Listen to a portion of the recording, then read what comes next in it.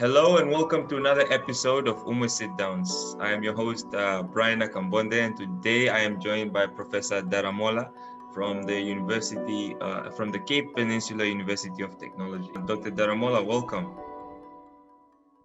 Yeah, thanks, Brian. It's my privilege to be here today. Wonderful.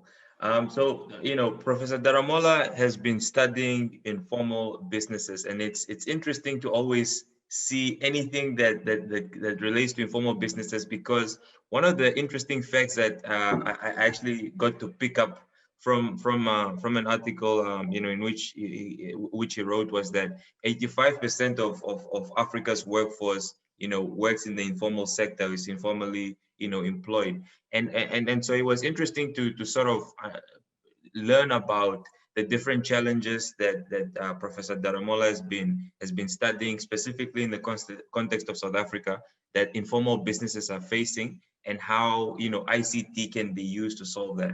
So today's conversation with Professor Daramola will revolve around the challenges and an interesting ICT solution that he's pioneered for a while now.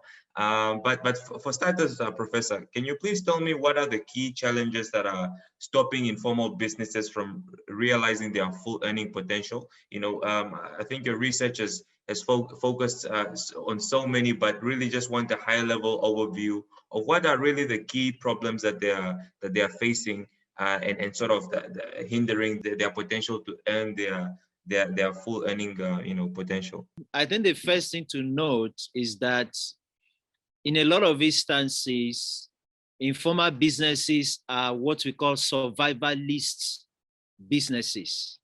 They are businesses that are set up by individuals, mostly for the purpose of survival.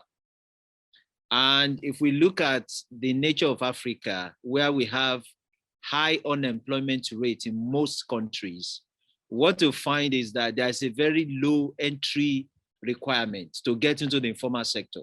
I mean, if somebody is out of job and he cannot find something to do, he could possibly just get somewhere where he can just be selling fruits and be making some money just to keep life going.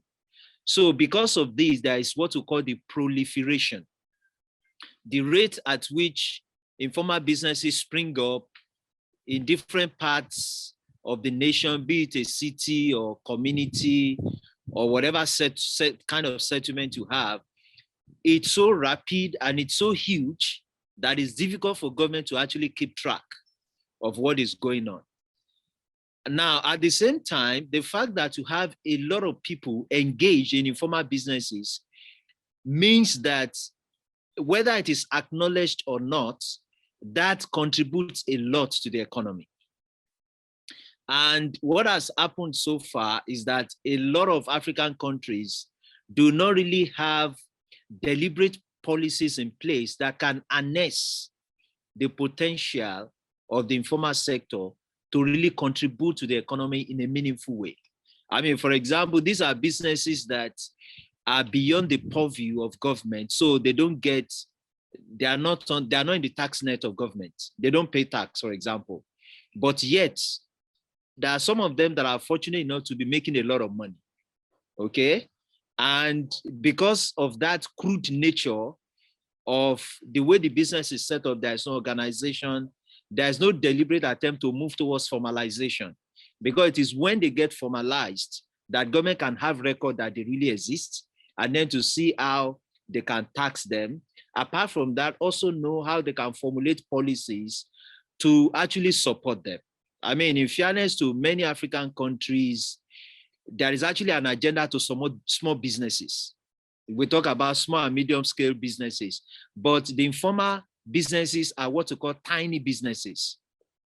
In terms of structure, in terms of outlook, in terms of the nature of what they do, it's so tiny. And, but to have so many of these tiny businesses all over the place, and by the time you put them together, it becomes something really significant.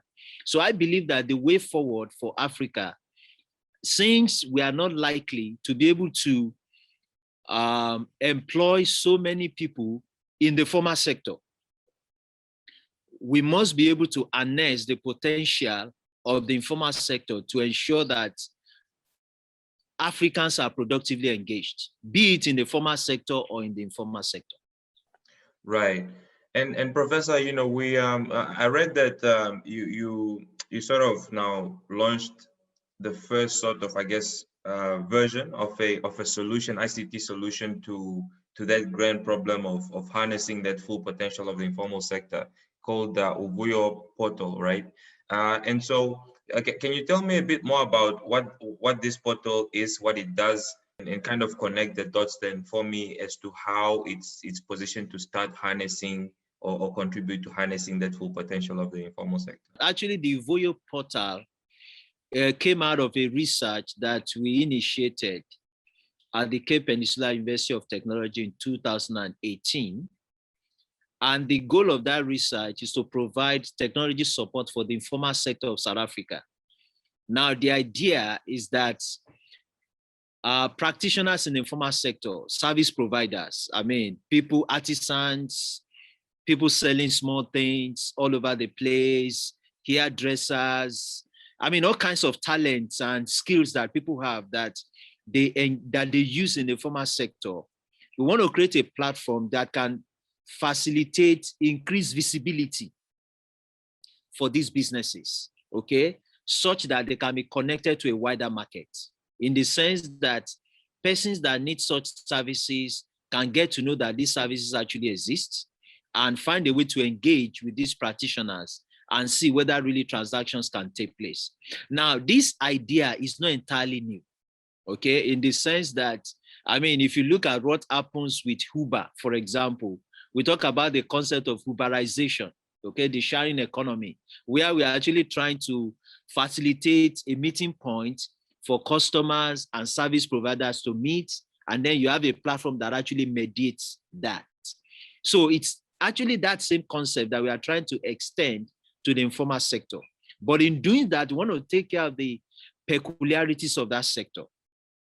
For example, we are looking at a platform where most of the practitioners are actually maybe not educated, or maybe they are not as educated to the level of having the required level of what's called digital literacy to actually engage with very advanced technologies. So how can we create a platform that is usable for this category of people? Okay, that's actually the idea. And what we have currently in the Voyo portal, we have been able to create a platform where small businesses can actually have a presence.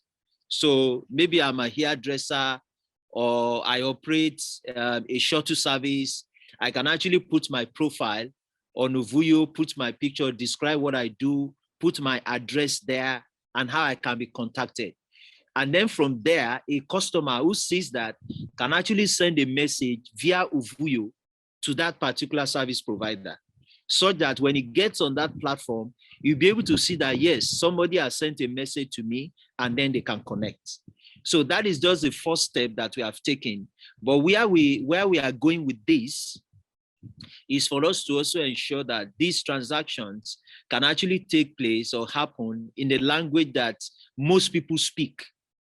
So for example, maybe isiXhosa, for example, you could have transactions in isiXhosa or Zulu or any of the local languages. So currently I have two of my students that are working on that. One is actually looking at that aspect of extending the features of that platform to cover what we call multilingualism, where you have more particularly focusing on the local languages. And then also we're also looking to also extend that to also support voice activated services. There are people that may not be that savvy in terms of, typing, text and all of that. They could just speak. Maybe I want to order a service, and then that gets recorded, and then the platform is able to support that. So those are the things we are looking for in the immediate. Now, the goal is that if we are able to do this and we're able to get sufficient traction in terms of people actually using it and all of that, a lot of data gets generated. And from the data that is generated on this platform, of course, paying attention to all issues of data privacy and all of that, not necessarily revealing things that should not be known about individuals. The idea is that government, for example, could have access to data that they can use for planning. So for example, by looking at the nature of transactions on this kind of platform, government can know, for example, whether, for example, the kind of artisan skills that a lot of people in the population have. For example, maybe discover that a lot of youth are actually good in painting because they are doing painting job or haircut or whatever it is, and then they can plan with that.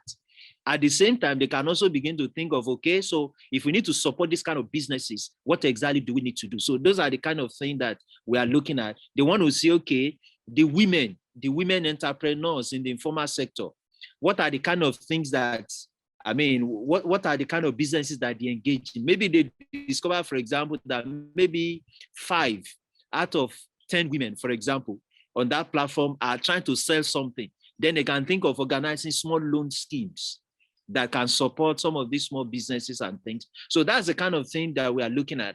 Now, looking at what is happening currently, you will discover that there are things like this around. For example, I mean, somebody doing something could actually go on Gumtree, okay, to say, okay, I have something to sell and all of that, or go on OLX, or go to any of these other platforms, you know. Even there are also what to call even marketplaces, even on Facebook, you know, community marketplaces where if I want to sell something or I'm offering a service, I can put my profile there and all of that. But what is absent in all of these platforms is the opportunity for multiple stakeholders to participate. In most cases, it's a case of maybe somebody has set up a platform that can mediate such interactions. And then maybe at the end of the day, we get a part of the percentage. I mean, for example, if you use Uber Eats or you order Uber or Bolt, both get some money. I mean, you pay the driver and all of that, but something goes to both. That is purely a private enterprise. But we are looking at a platform where we can have that kind of collaboration between governments, service providers, customers, and even NGOs to support the informal sector. So, and that is the uniqueness of this particular platform that we are promoting. Right. It seems like, you know, the starting point is enabling, essentially creating a platform that is more focused on the informal sector, as you said, and have all, you know, have a central place that kind of centralizes traffic, customers, potential customers, and then, you know, expose these people to do more business. But as you said, I think in a very, you know, a very genius idea behind it all being that the data behind it is really the gold, right? Whereby it becomes so much so useful in so many kind of macro ways, you know, beyond just like the each person listed on there making more money, but yeah, being a lot more useful. And so Professor, can you tell me a bit more about, you know, sort of who is involved, just briefly, who is involved, who's working with you on this, you know, anything you'd like to highlight, and then, you know, your thoughts on the challenges that you have been facing, and then, you know, the prolific kind of milestones or successes that you've faced, you know, realized so far in your journey with this portal. Like I said earlier, this is actually a project.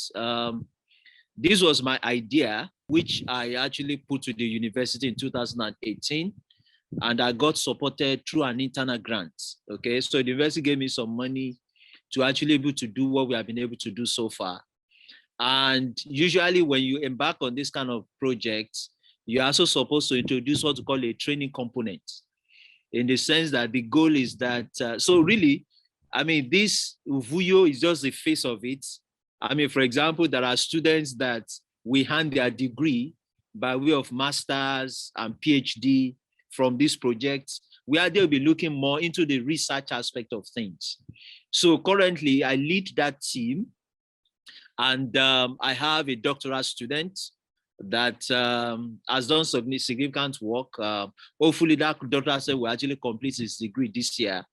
And he actually did a form of initial work on this, trying to assess the readiness of the informal sector to embrace this kind of technology, you know, just trying to see exactly where, I mean, what are the characteristics of the informal sector that makes them ready or not ready for this kind of, you know, for this kind of initiative. And then I also have 2 master's students who are also working on this. So we have a team of 4 including myself, that has worked on this so far. And then we have also collaborated with a number of persons. We have an industry partner that has collaborated, with us on this.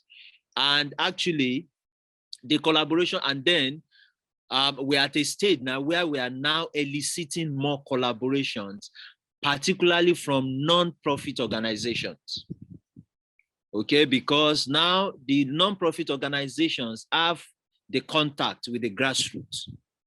Okay, so the idea is that they can actually help with, for example, recruitment of persons that can use this kind of platform.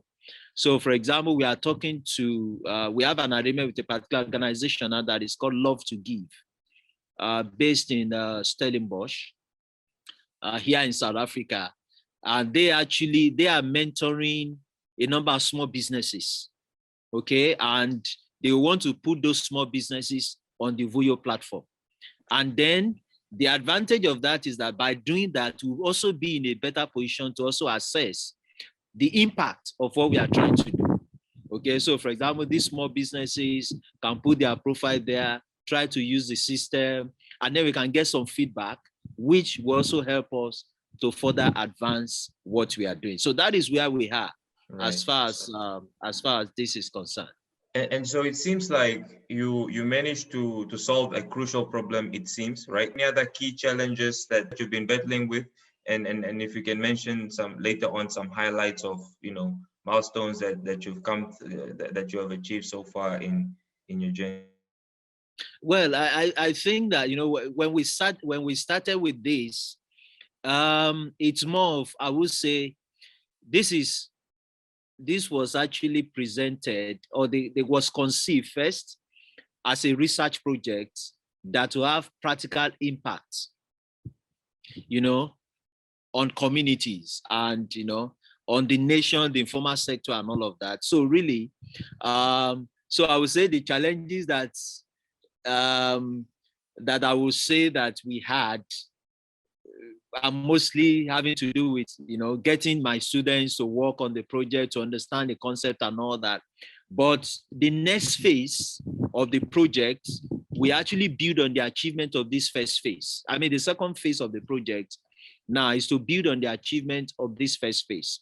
And one of the things that, for example, one could anticipate is, for example, we have this platform. The more people we get to use it, then there'll be the need for more resources to support it. I mean, for example, in terms of storage, because now if you have so many people using it, now we need to actually pay for how that data will be stored. And I mean, all of this is on the cloud and all of that. So the needs will actually grow, okay? But we know that by taking this first step and what we have been able to achieve with this first first phase, we create a platform for us to get the support that we need to actually go further on this. Right. And so my last question for you here, Professor, was sort of focused on how have you been navigating, I guess what I imagine is some sort of form of like natural hesitance from the informal shop owners, and maybe even some who knows from government agencies and other key stakeholders that you're trying to work with that may be hesitant to believe that the technological platform of this nature would be the solution to the informal sector problem. So yeah, just how have you been navigating that? Yeah, that's a very good question. Now, what we did, and I think the advantage that we have is the fact that we didn't just set out to say we want to do this. There's a strong research component that actually foregrounded everything that we have done so far. Okay, so what we did, for example, is do some form of preliminary studies, for example, that convinced us that really the informal sector players actually use technology to support their business.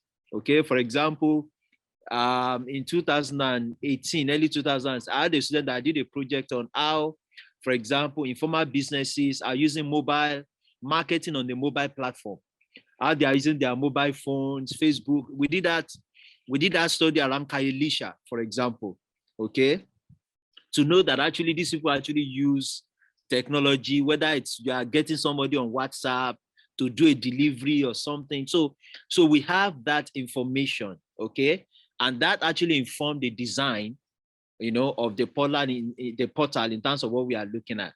But the major thing that we've learned is the fact that language is a very powerful tool, okay? So we discovered, for example, that it was much easier to actually engage and get a buy-in from these informal sectors when we're able to communicate in the language that they understand.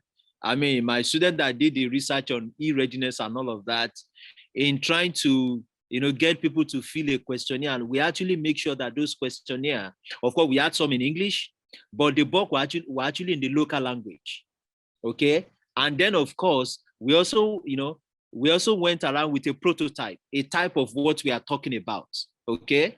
And so you show that to the people, you talk in their language, and then they know how to respond. And so the feedback is that really, this is really something that, I mean, people will be eager to use because they've not seen, I mean, for example, for you to be able to use Gumtree or OLX or any other platform, you must have a level of education, for example. But now this is something that is able to actually, meet people at their level, which is actually suitable for them. So I think that's a valuable thing, and we intend to actually build on that. I think for government, at times, the perspective of the informal sector is that at times it may look like they're actually a problem than actually contributing something, okay, to the economy. Because you see the proliferation, you see people maybe attempting to sell things where they are not supposed to be and all of that. But we need to look beyond the surface to see that if government is actually able to harness, the power of this informal sector, it's really a great thing to do. I mean, for persons that have actually patronized the informal sector, of course, we know that there are so many issues, okay? For example, there's the issue of quality of service, okay? You are not really sure. There's no quality assurance in terms of the service you get from the informal sector. But the platform we have created can help to address that, because the idea is that as people begin to engage on that platform, you can actually rate the quality of service that you have received from an individual. So if I'm looking for somebody to maybe do some what to call maybe alterations for me, maybe alterations to my dress, for example, if I read from the profile that that person has been doing a good job, then I'm more confident to say, okay, let me use this person. Because in the informal sector, at times the services can be cheap, but the quality may not really be, of the highest form. Okay, so these are some of the things that we are thinking about. Apart from that, also, there is also the issue of security. You are not sure. I mean, that happens, for example, on Gumtree. Somebody posts to be selling something, but it's actually a criminal. Okay, and then somebody has been asked to go to a particular address, maybe for the person to get trapped and to get robbed.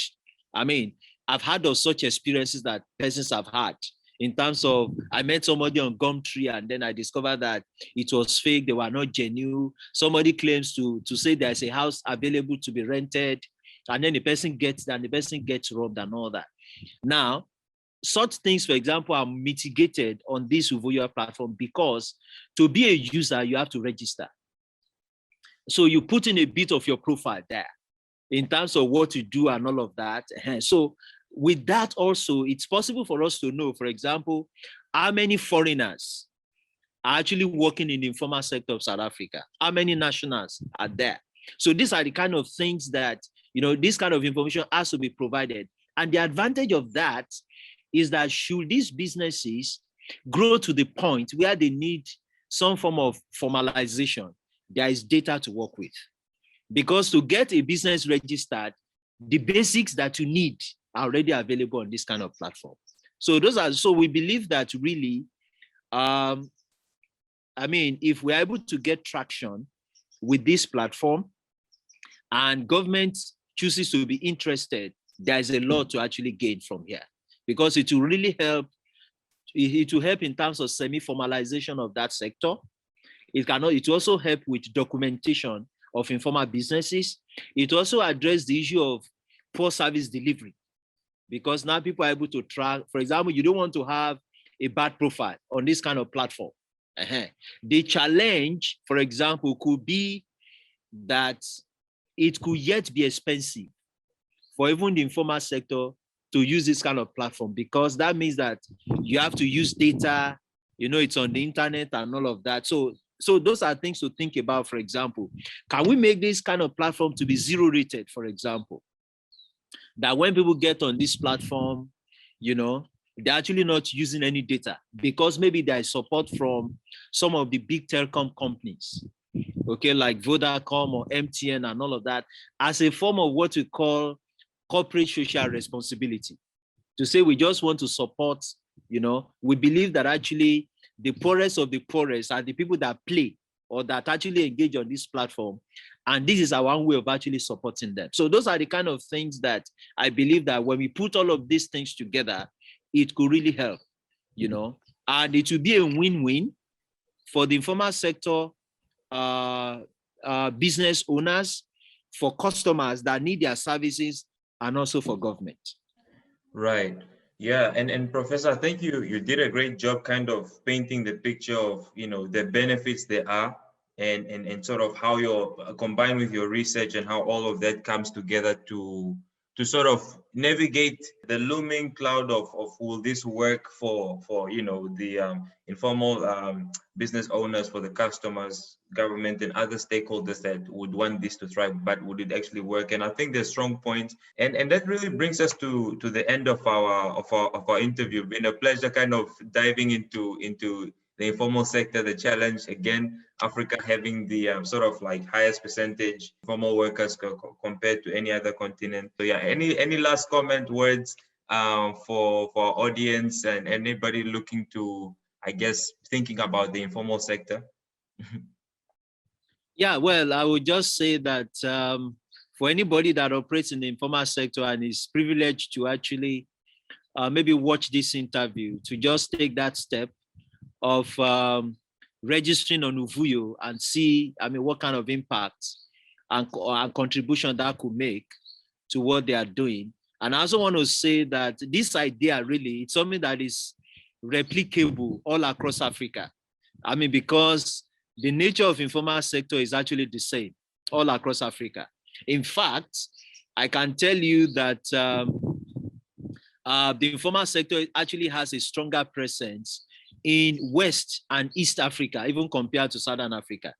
You have countries in the West African region where the informal sector is really, really huge, because you actually have more people working in that sector, a very high ratio of people actually working in that sector. So really, I think government can also, take a look, at some of these, the kind of ideas that you have put forward here, and see how they can actually replicate that in their own domain.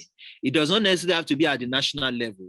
It could be at the level of a province. It could be at the level of a state or a region, even a local, maybe a municipal government, just to ensure that there's a platform where, taking advantage of cloud technology, AI, to support, small businesses and informal businesses. Right. Well, Professor Daramola, it's been a pleasure to talk to you today, and also tap into your mind. Once again, as always, was a pleasure to have you. And this has been yet another episode of Umwe Sit Downs.